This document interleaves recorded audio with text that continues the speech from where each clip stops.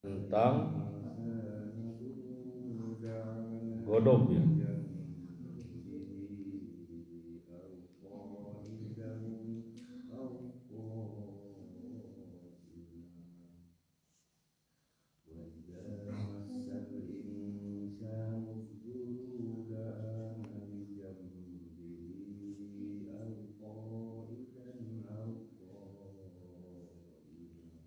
Sekarang tentang al-bukhlu atau kikir. Kikir disebut juga apa? Pelit, al-bukhlu.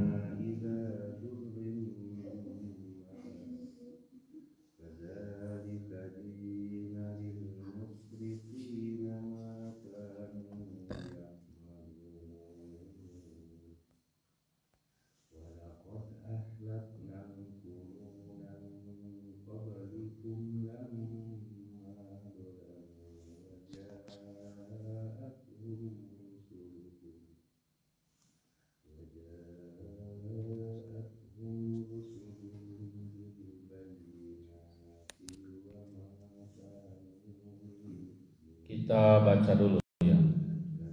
Bismillahirrahmanirrahim. Akhlak tercela, kikir atau al-bukhlu. Yang pertama, Al-Quran surat Al-Isra ayat ke-29.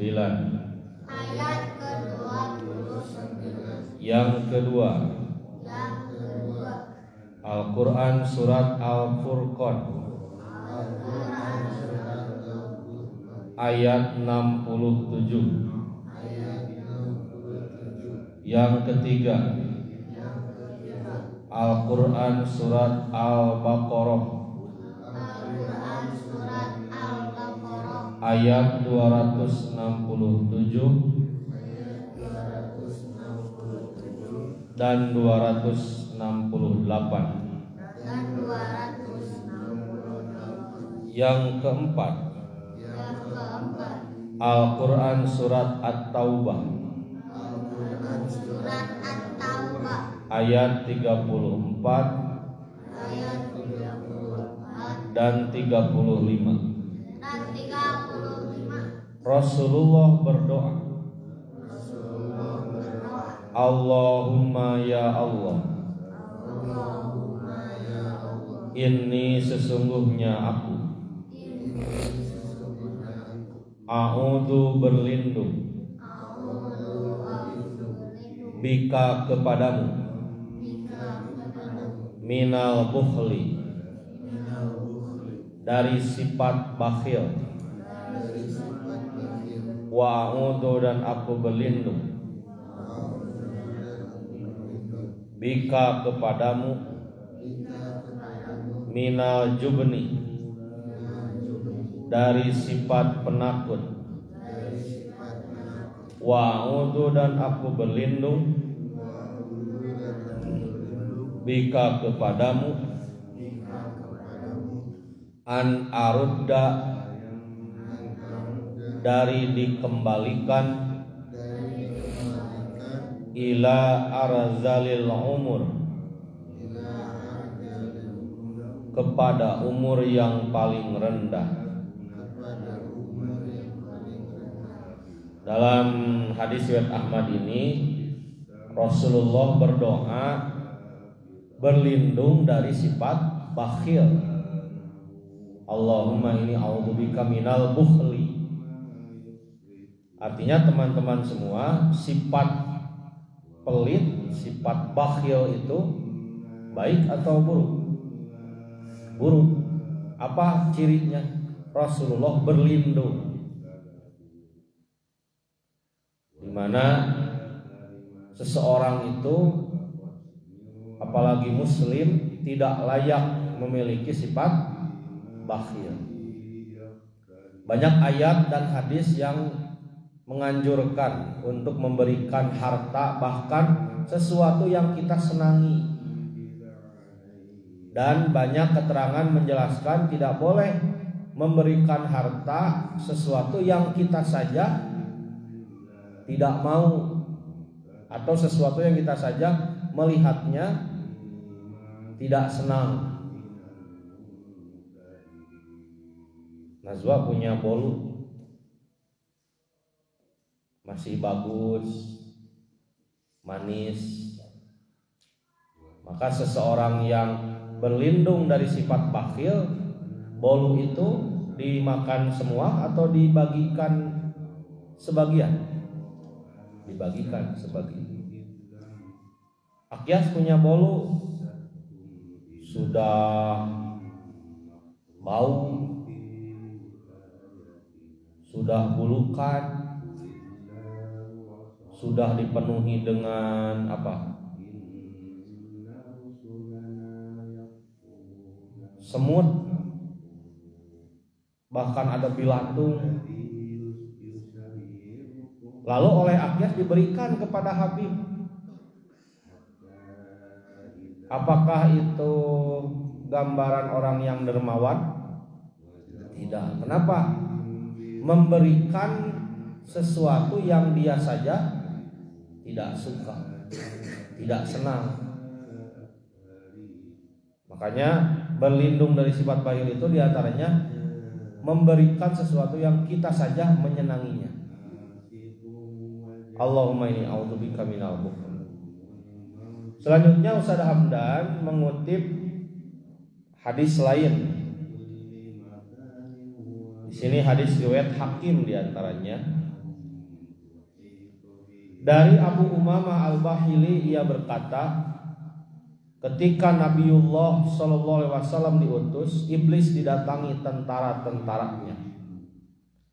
Lalu mereka melapor, sungguh Nabi Allah telah diutus dan telah lahir umatnya.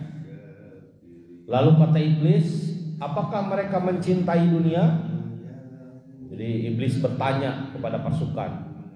Pasukannya lapor komandan, Muhammad sudah diutus komandan.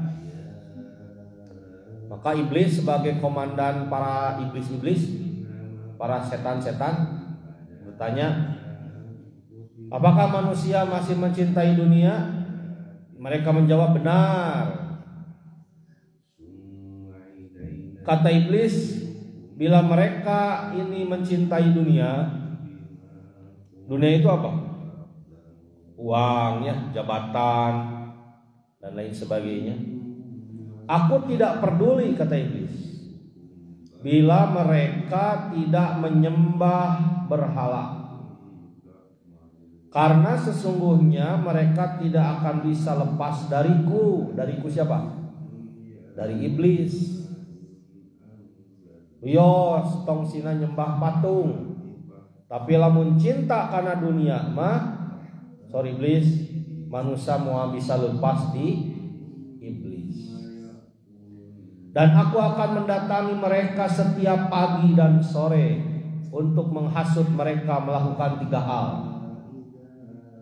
Ada 3 hal yang dibisikkan oleh iblis kepada orang-orang yang cinta dunia.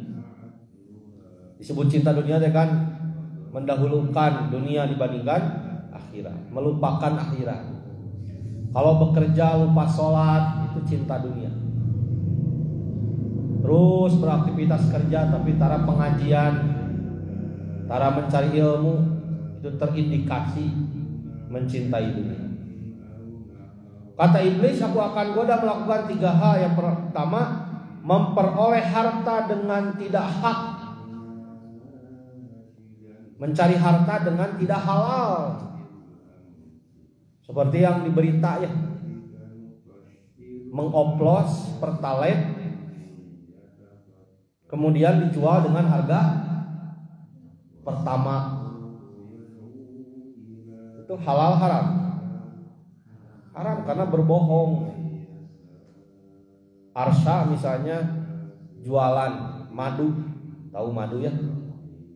Kata Arsha, madu murni, madu asli, Tapi ternyata oleh Arsha dicampur dengan apa?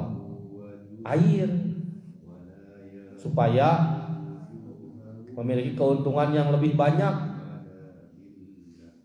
Yang seharusnya satu botol itu madu saja murni harganya 50.000. Oleh Arsha misalnya contoh bukan dibuang, dipindahkan setengahnya ke botol yang lain, lalu ditambah air ini setengah. Yang asalnya hanya mendapat 50.000 satu botol, dia Arsha bisa dapatkan 100.000. Tapi bohong, ya, menipu. Itu yang pertama.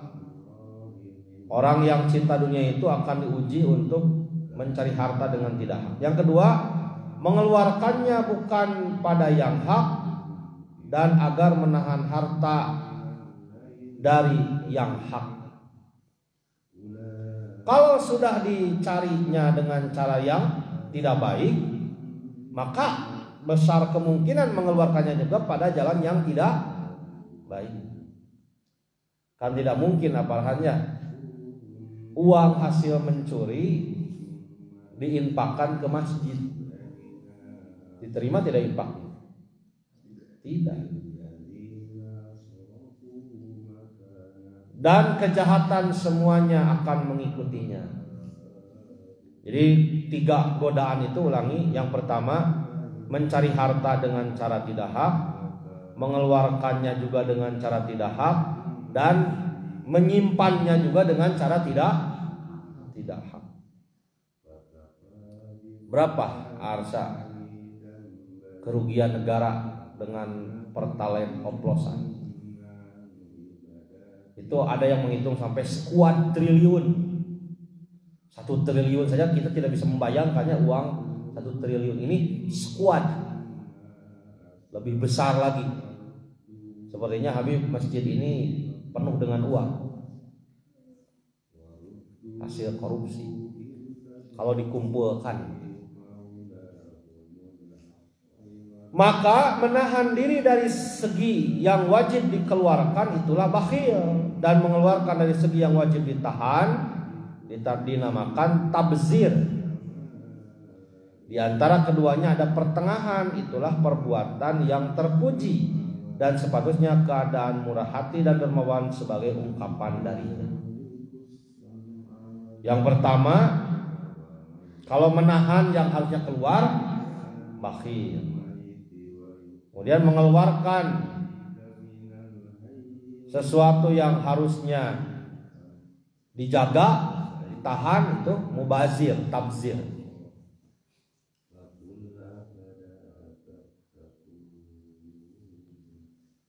Dan kikir itu penyebabnya adalah mencintai harta. Mencintai harta itu kata Ustaz Hamdan ada 2. Yang pertama mencintai syahwat. Kemudian yang kedua, ini ada beberapa dalil yang beliau tuliskan ya.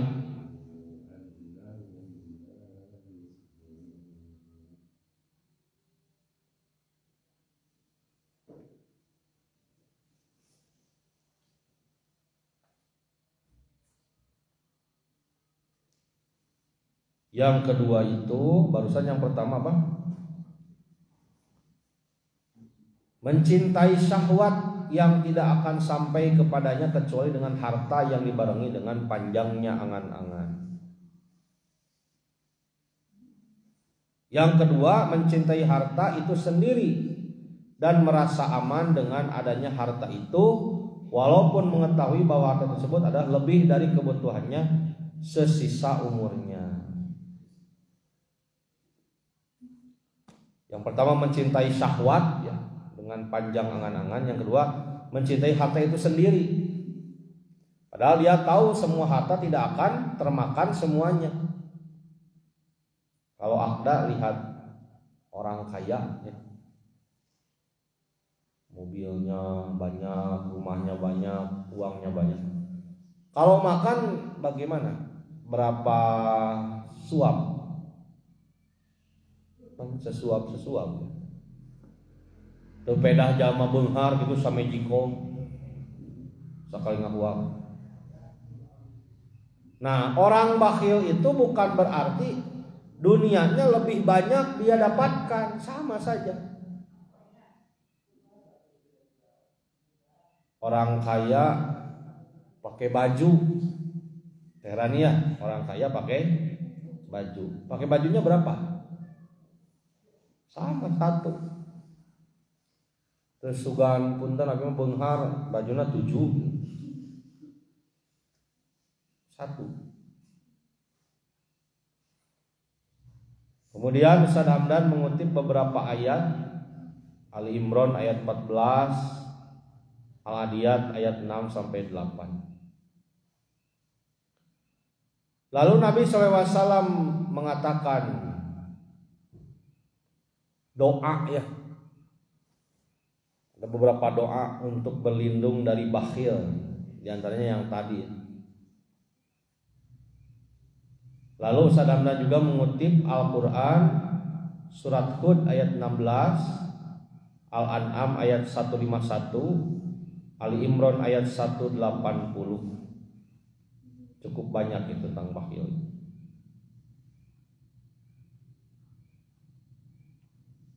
Kebalikan dari pelit apa? Bakhil. Kebalikannya apa? Dermawan. Munfikir muhsinin.